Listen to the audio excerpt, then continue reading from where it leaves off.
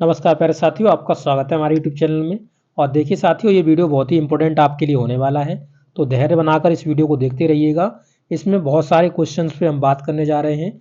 जैसा कि आपको पता है, आपका डीएलएड फर्स्ट सेमेस्टर का और थर्ड सेमेस्टर का आपका रिजल्ट आ चुका है, आपने मैच कर लिया होगा। अब जो कैंडिडेट्स पास हो गए उनको कॉन्ग्रेचुलेसन, बहुत बढ़िया, आप नेक्स्ट सेमेस्टर में प्रमोट हो गए हैं। तो यहाँ पे जो 2023 सेशन वाले जो कैंडिडेट्स हैं, जो कि आपने फर्स्ट सेमेस्टर में पास हुए हैं, उनके नेक्स्ट सेकंड सेमेस्टर के पेपर कब हो रहे होंगे, इसके बारे में बात करेंगे। यहाँ पर जो थर्ड सेमेस्टर वाले कैंडिडेट्स हैं, जिनका फोर्थ सेमेस्टर होगा, वो आपका कब होगा, कब इसके पेपर होने वाले हैं, इसके बारे में बात करेंगे। दो बातें हो गई। इसके बाद हम किसके बारे में बात करने जा रहे हैं, तो अगर किसी का फर्स्ट सेमेस्टर में किसी सब्जेक्ट में बैक लग गया है, ठीक है, जैसे एक सब्जेक्ट में बैक लग गया, दो सब्जेक्ट में बैक लग गया, तीन सब्जेक्ट में बैक लग गया, तो क्या कंडीशंस आपकी बनती हैं। जब किसी का 3 सेमेस्टर में बैक होता है तो क्या होता है, 2 सेमेस्टर में बैक होता है तो क्या होता है, 1 सेमेस्टर में बैक होता है तो क्या होता है, इनके कब पेपर होंगे, किस ईयर में इनके पेपर हो रहे होंगे, किस सेमेस्टर के साथ इनके पेपर हो रहे होंगे। इस प्रकार के आपके जितने भी क्वेश्चंस बनेंगे उनके बारे में बात करेंगे, ठीक है, चाहे वो फर्स्ट सेमेस्टर का हो चाहे थर्ड सेमेस्टर का हो, दोनों की बात करेंगे। और यहाँ पर हम बात करेंगे कि यहाँ पे जो बैक लग गया है, स्कूटनी क्या होती है, स्कूटनी कैसे डाली जाती है, और इसका क्या लाभ है, कब स्कूटनी डालनी चाहिए, कब हमको स्कूटनी नहीं डालनी चाहिए। तो चलिए सभी पॉइंटों में बात करेंगे। उससे पहले मैं आप लोगों से रिक्वेस्ट करूंगा कि आप इस वीडियो को जरूर से लाइक कर दीजिए। मेरी हाईली रिक्वेस्ट है आपसे, क्योंकि आप अगर इस वीडियो को लाइक करेंगे तो ये वीडियो यूट्यूब ज़्यादा से ज़्यादा लोगों के पास भेज देगा, तो सभी लोगों के जितने भी डाउट्स हैं वो क्लियर हो जाएंगे, ठीक है। ये डाउट्स क्लियर होने बहुत ही ज़रूरी होते हैं, क्योंकि जो स्टूडेंट्स होते हैं ज़्यादातर क्वेश्चन इधर उधर पूछते रहते हैं, तो कोई इन्फॉर्मेशन सही दे पाता है, कोई नहीं दे पाता है, बहुत प्रकार के क्वेश्चंस होते हैं, तो उन सभी का यहाँ पे हम पूरा रिप्लाई कर रहे हैं, अच्छी तरीके से आपको समझा रहे हैं। तो साथियों, आप सभी लोगों से रिक्वेस्ट है, आप जरूर वीडियो को लाइक करिए, चैनल पर नए हो चैनल को सब्सक्राइब कर लीजिए। अगर आप DElEd first semester, third semester, second semester, fourth semester, किसी भी सेमेस्टर का मैथ पढ़ना चाहते हैं तो आप हमारे चैनल से पढ़ सकते हैं। बहुत से स्टूडेंट्स ने पढ़ा हुआ है, बहुत अच्छे नंबर लाए हुए हैं, उनके कमेंट भी मैं अपने कमेंट टाइम में डालता रहता हूँ। तो चलिए वीडियो स्टार्ट करते हैं साथियों, वीडियो में अंत तक बने रहिएगा। चलिए वीडियो स्टार्ट करते हैं। तो देखिए साथियों, आप नेक्स्ट चीज पे देख सकते हो, ये एक रिजल्ट है, और इस रिजल्ट में मैं जो मेनली फोकस करने वाला हूँ, जो आपको बताने वाला हूँ, वो ये बताने वाला हूँ कि जब आपका कितने सब्जेक्ट में बैक लगने पर आपका सेमेस्टर पूरा बैक होता है, और कितने सब्जेक्ट में बैक लगने पर आपका सेमेस्टर बैक नहीं होता। तो अब यहाँ पे देखेंगे, इस कैंडिडेट का मैथ में बैक लगा हुआ है। देखिए मैथ में इसने 6 नंबर लाया हुआ है केवल, ठीक है, 6 नंबर, और इसको नंबर कितने चाहिए थे, तो इसे नंबर 12 चाहिए थे, मैथ में फेल हुआ। सामाजिक विज्ञान में ये फेल हुआ, देखो इससे 17 नंबर हैं, इसे 25 नंबर मिनिमम चाहिए थे, इसमें फेल हुआ। ये हिंदी में फेल हुआ है, हिंदी में देख सकते हो, हिंदी में इसके 9 नंबर है, जबकि इसके 12 नंबर होने चाहिए। तो ये 3 सब्जेक्ट में यहाँ पे फेल हो चुका है। कितने सब्जेक्ट में फेल हो चुका है, तो ये 3 सब्जेक्ट में, ये 3 सब्जेक्ट इसके हैं जिसमें ये फेल हो गया, ठीक है। अब इसका क्या हुआ, इसका पूरा सेमेस्टर बैक हो गया। मान लीजिए ये 2023 सेशन का फर्स्ट सेमेस्टर का कैंडिडेट था, जिसका तीनों सब्जेक्ट में, 3 सब्जेक्ट में बैक लग गया। और बैक लगने से अब इसके पास क्या क्या ऑप्शंस हैं, और इसका जो सेमेस्टर है, 3 सब्जेक्ट में बैक लगने से इसका पूरा सेमेस्टर बैक हो चुका है। तो उससे पहले ये क्या चांस अपना सकता है, क्या स्टेप ले सकता है, जिससे कि इसका ये बैक बच सके। तो देखिए यहाँ पर एक कैंडिडेट है, ये जो कैंडिडेट है इसका हिंदी में 9 नंबर है, इसे 12 नंबर चाहिए थे। ऐसा हुआ हो कि जो जिसने नंबर काउंट करे हों कॉपी चेक करने के बाद टीचर ने, वो सही से काउंट ना कर पाए हों, तो कोई गड़बड़ हो गई हो, तो इसके लिए स्क्रूटनी पड़ती है आपकी, क्या पड़ती है, स्क्रूटनी पड़ती है। तो आप इसे स्क्रूटनी को डाल सकते हो, ठीक है। स्क्रूटनी को आप तीनों अपने सब्जेक्ट में डाल दीजिए, किसी भी। अब देखिए इसमें तो डालना खैर बेकार ही है, क्योंकि 6 नंबर है, तो 6 नंबर कभी भी 12 नंबर नहीं बनेंगे, ठीक है। ये 17 नंबर कभी भी 25 नंबर नहीं बनेंगे। यहाँ पर इस सब्जेक्ट में बन सकते हैं, ये 9 नंबर वाला, इसमें स्कूटी डाल के बन सकता है। और वैसे डालना चाहो तो आप सब में डाल दो, क्योंकि एक जो सब्जेक्ट के हैं वो 100 रुपए लगते हैं, तो 300 रुपए होंगे, आप तीनों में डाल दो, कोई दिक्कत नहीं है, ठीक है। ऐसे करके आप स्कूटी डाल सकते हो। स्कूटनी का आपका जब रिजल्ट आएगा, तब तक ऐसा भी हो सकता है कि ये आपके पेपर से पहले रिजल्ट चला आए, या ऐसा होता है इसके बाद में आए, तो स्क्रूटनी का कोई लाभ भी नहीं होगा, पहले ही आ जाता है ये मोस्टली में। और चेंजेस होने के आपको यहाँ पे बहुत ही कम परसेंटेज चांस होते हैं, लगभग आपके 1% के समथिंग आपके चांस होते हैं आपका चेंज रिजल्ट हो जाए। वैसे चेंज रिजल्ट बिल्कुल भी नहीं होता है, ठीक है। तो यहाँ पर चेंज हो भी सकता है, तो आप यहाँ पे जरूर अपनाइए कि यहाँ पे स्क्रूटनी डाल दीजिए। स्क्रूटनी कैसे पड़ती है ये सब कुछ मैं बताऊंगा आगे वीडियो में। तो अब अगर मान लो कि आपका पूरा सेमेस्टर बैक हुआ है, 2023 सेमेस्टर वालों का फर्स्ट सेमेस्टर पूरा बैक हो गया, ये 3 सब्जेक्ट में फेल हो गया कैंडिडेट, ठीक है, 3 सब्जेक्ट में फेल हो गया, ये पूरा सेमेस्टर बैक हो गया। तो अब इसके पेपर मालूम कब होंगे? 2024 सेशन जो आ रहा है, जिसके अभी एडमिशन प्रोसेस में है और जिसकी काउंसलिंग अभी नहीं हुई है, ठीक है, काउंसलिंग अभी कोर्ट की वजह से लटकी हुई है, उसका क्या कार्ड है मैं अलग से एक वीडियो बनाऊंगा, उसमें बता दूंगा। तो इसकी जो काउंसलिंग है वो अभी लेट होगी। तो यहाँ पर जब इसके जो पेपर होंगे 2024 वाले सेमेस्टर वालों के 2025 के जुलाई में, 2025 के जुलाई में 2024 वालों के फर्स्ट सेमेस्टर के पेपर होंगे। तो अब ये मान लीजिए 2023 सेमेस्टर में जो भी कैंडिडेट था जिसके 3 सब्जेक्ट में बैक लग गया, उसका पूरा सेमेस्टर बैक हो गया, पूरा सेमेस्टर बैक हो गया, यानी कि वो अब अपने आप को काउंट कर ले कि अब हम 2024 में हमने एडमिशन लिया है और 2024 के हिसाब से अपने आप को चलाए, तो 2025 में इसके फर्स्ट सेमेस्टर के पेपर होंगे। तो आराम से पढ़ के लेट के अभी तैयारी करें, जुलाई बहुत दूर है, आराम से तैयारी करते रहो, ठीक है। 25 वालों के 24 सेमेस्टर वालों के जब जुलाई में पेपर होंगे फर्स्ट सेमेस्टर के, तब आपके पेपर हो रहे होंगे 2023 वालों के, ठीक है। क्लियर हुआ डाउट? अब देखिए 2023 सेमेस्टर के जो कैंडिडेट हैं जिन्होंने फर्स्ट सेमेस्टर में पेपर दिया और जो सभी सब्जेक्ट में पास हो गए, क्या हो गए? सभी सब्जेक्ट में पास हो गए, यानी पूरा पेपर इनका पास आया, पास हो गए हैं। तो पास होने के बाद अब इनके पेपर कब होंगे? तो 2025 के जनवरी में आपके पेपर हो रहे होंगे। तो 2023 फर्स्ट सेमेस्टर वाले हैं और जो 2022 सेमेस्टर के कैंडिडेट्स हैं, ठीक है, जो 2022 सेमेस्टर के जो सभी सब्जेक्ट में पास हो गए हैं थर्ड सेमेस्टर के, तो उनका जो फोर्थ सेमेस्टर हो रहा होगा वो भी जुलाई में ही होगा, ठीक है। फोर्थ सेमेस्टर भी आपका जनवरी में होगा 2025 के, ठीक है, 2025 के जनवरी में होगा और 3 महीने बाद लगभग आपका रिजल्ट आएगा। तो वही आप मान लीजिए जनवरी के बाद फरवरी मार्च अप्रैल के समथिंग आपका रिजल्ट आएगा, ठीक है। तो ये इन दोनों का बता दिया, जो पास हो चुके हैं उनके पेपर कब होंगे, इनके बारे में हमने डाउट क्लियर कर दिया। अब हम यहाँ पे बात करते हैं 2023 सेमेस्टर के जो फर्स्ट सेमेस्टर के कैंडिडेट्स हैं। मान लो कि इनका जो बैक लगा है वो एक सब्जेक्ट में या 2 सब्जेक्ट में बैक लगा है, एक में लगाओ चाहे 2 में लगाओ, कोई दिक्कत नहीं है। आपका जो सेमेस्टर होगा वो आपको नेक्स्ट सेमेस्टर के पेपर देने के लिए मिल जाएंगे, यानी 2023 वाले जो कैंडिडेट्स हैं उनको सेकंड सेमेस्टर के पेपर 2025 में ही देने के लिए मिल जाएंगे। किसमें? जनवरी में, इसमें जनवरी में। बट ये जो सब्जेक्ट में जिसमें आपका तुम्हारा बैक लगा हुआ है, ये सब्जेक्ट के जो पेपर हैं वो आप कब दे पाओगे? तो फर्स्ट सेमेस्टर के साथ। अब बताइए किसका फर्स्ट सेमेस्टर हो रहा होगा? तो 2024 वालों का जुलाई 2025 में जब पेपर हो रहा होगा फर्स्ट सेमेस्टर का, तब आप यहाँ पे अपना फर्स्ट सेमेस्टर का पेपर दे पाओगे।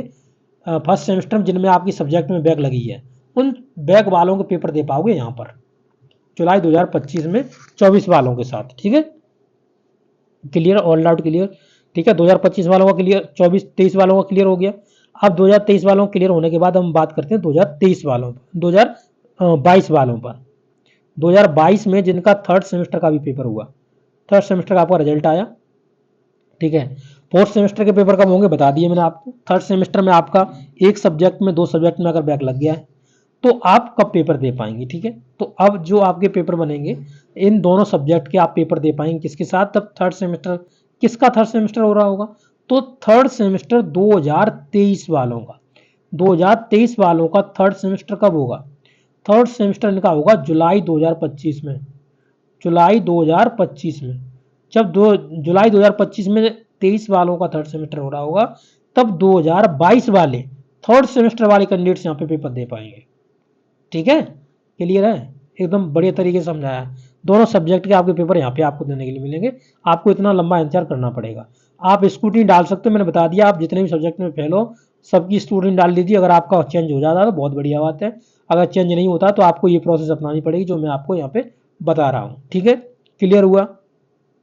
ठीक है। अब यहाँ पे इनके जो भी डाउट थे वो मैंने आपको क्लियर कर दिए। स्क्रूटनी किस तरीके से पड़ेगी? तो देखिए पहले तो स्क्रूटनी आपके रिजल्ट में ही नीचे बात की जाती है कि स्क्रूटनी का क्या कार्यक्रम होता है। देखिए यहाँ पे एक रिजल्ट है, रिजल्ट में देखेंगे आप नीचे जाएंगे तो आपको स्क्रूटनी के बारे में यहीं पे इन्फॉर्मेशन पहले दी जाती है। देखिए लिखा हुआ है यदि प्रशिक्षु किसी भी विषय में उत्तर पुस्तिका, यानी जो आपने जो कॉपी लिखी थी उसमें अगर मान लो उसका अंकानुसुधान, ठीक है, अंकानुसुधान मतलब स्क्रूटनी जैसे बोलते हैं कि मान लो अंक गिनने में उसे गलती हो गई हो, चेक करने में गलती हो गई हो, तो उसे परीक्षा परिणाम घोषित होने की तिथि से 30 दिन के अंदर कितने दिन के अंदर? 30 दिन के अंदर संबंधित डाइट में अपना आवेदन पत्र प्रस्तुत करना होगा। तो डाइट में आपको संपर्क करना होगा। अब डाइट में कौन संपर्क करेगा? डाइट में आप संपर्क मत करो, आप स्कूल वालों से कहो, स्कूल वालों से कहो, स्कूल वाले आपका काम करेंगे। यानी जो कॉलेज वाले हैं आपके हैं, वही आपको डाइट में अपना पूरा काम करेंगे। आपको केवल उनको रुपए देने हैं, तो रुपए देंगे, वो आपका भर देंगे, आपका वो सब काम करते हैं, उसकी कोई दिक्कत लेने की जरूरत नहीं है।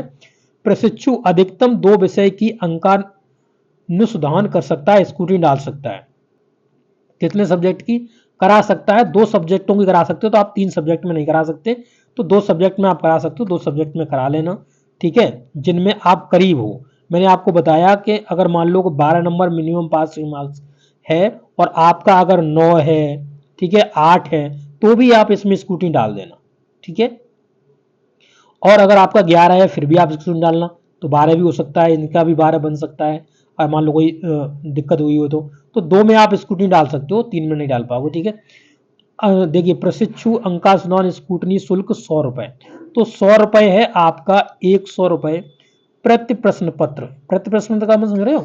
अगर आपने एक पेपर में डाला तो आपको 100 रुपए देने होंगे, 2 पेपर में स्कूटनी डाली तो आपको 100 रुपए यहाँ फिर देने पड़ेंगे। तो आप 2 पेपर में मैक्सिमम डाल सकते हो, तो 200 रुपए आपके लगेंगे, 2 पेपरों में डाल सकते हो, ठीक है। तो और यहाँ पे देखिए लिखा हुआ है प्राधिकारी प्रयागराज के पक्ष राष्ट्रीय बैंक द्वारा निर्गत ड्राफ्ट में किया जाएगा। तो आप स्कूल से संपर्क करिए, वो सब कुछ बता देते हैं, इसमें कोई ज़्यादा हेडिंग लेने की जरूरत नहीं है। आवेदन पत्र के साथ बैंक ड्राफ्ट मूल प्रति छाया प्रति संलग्न होनी चाहिए। तो आप स्कूल में देखिए, इसके लिए कुछ नहीं करना आपको, आप ज़्यादा से ज़्यादा क्या करिए, आप अपने जो स्कूल कॉलेज है उससे आप संपर्क करिएगा, ये सभी चीज़ें वो बता देते हैं, वही सब चीज़ करवाते हैं, तो आपको कोई हेडिंग लेने की बिल्कुल भी ज़रूरत नहीं है।